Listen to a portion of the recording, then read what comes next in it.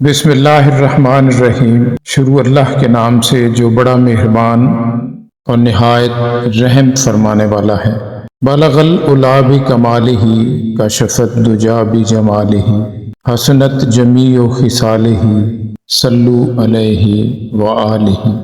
حضرت واصف علی واصف صاحب فرماتے ہیں سب سے بڑے سے بڑی اور آسان فقیری یہ ہے کہ ہمیں اللہ کا ہر فیصلہ منظور ہے۔ رسول اللہ صلی اللہ علیہ وآلہ وسلم نے ارشاد فرمایا، جس شخص پر تنگ دستی مسلط ہو جائے وہ مجھ پر کثرت سے درود پاک پڑھے، اس لیے کہ درود شریف تنگ دستی کو ختم کر کے کثرت رزق اور حاجات کو پورا کرنے کا باعث بنتا ہے۔ بے شک منظوری اور نامنظوری جب آپ نماز پڑھتے ہیں تو جس کی نماز پڑھتے ہیں وہ وہیں ہوتا ہے، کہاں ہوتا ہے وہ وہیں ہوتا ہے، ورنہ حساب کون رکھتا، وہیں منظوری اور نامنظوری ہو جاتی ہے کیونکہ وہ ہمیشہ ہی وہیں ہوتا ہے۔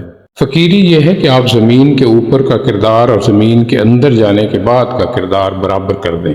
سبحان اللہ۔ باطن ایک علم ہے، جس کو عطا ہو جائے وہ اسے باطن نہیں کہتا بلکہ ظاہر ہی کہتا ہے۔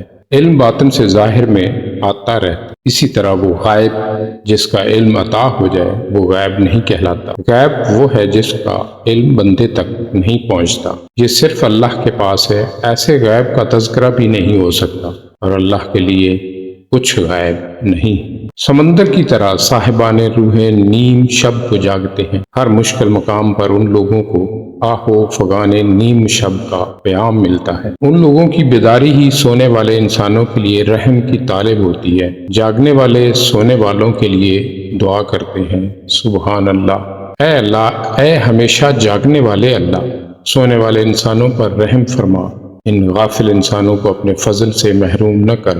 اللہ ہمیں بھی راتوں کو جاگنے والا بنائے، آمین ثم آمین۔ بیدار مغز اور بیدار روح انسان ہی قوموں کی نجات کا ذریعہ ہے۔ انسان کا اصل جوہر صداقت ہے۔ صداقت مصلحت اندیش نہیں ہو سکتی۔ جہاں اظہار صداقت کا وقت ہو وہاں خاموش رہنا صداقت سے محروم کر دیتا۔ اس انسان کو صادق نہیں کہا جا سکتا جو اظہار صداقت میں ابہام کا سہارا لیتا ہو۔ آخری وقت میں آپ نے جس کو یاد کرنا ہے اس کو زندگی میں کیوں یاد نہیں کرتے؟ جس وقت آپ قبر میں جاؤ گے تو آخری وقت میں کیا مانگو گے؟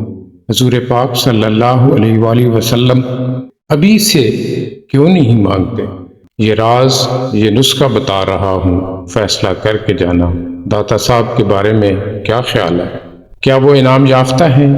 کوئی چیز ضرور ہے جو ان لوگوں کو انعام یافتہ کرتی ہے، بس یہ راز ہے۔ جس طرح وقت سے پہلے، قیامت سے پہلے، حساب کتاب سے پہلے آپ کو یقین آ گیا ہے کہ وہ فلاح پا گئے اور ان پر انعام ہو گیا، اسی طرح آپ نے اپنے بارے میں اسی زندگی میں فیصلہ کر کے جانا ہے۔ یہ راز، یہ نسخہ بتا رہا ہوں، فیصلہ کر کے جانا تاکہ انت علیہم کے خزانے میں شامل کیے جاؤ۔ اللہ پاک سے دعا ہے کہ ہمیں ان باتوں پر سچے دل سے عمل کرنے کی توفیق عطا فرمائے، آمین ثم آمین۔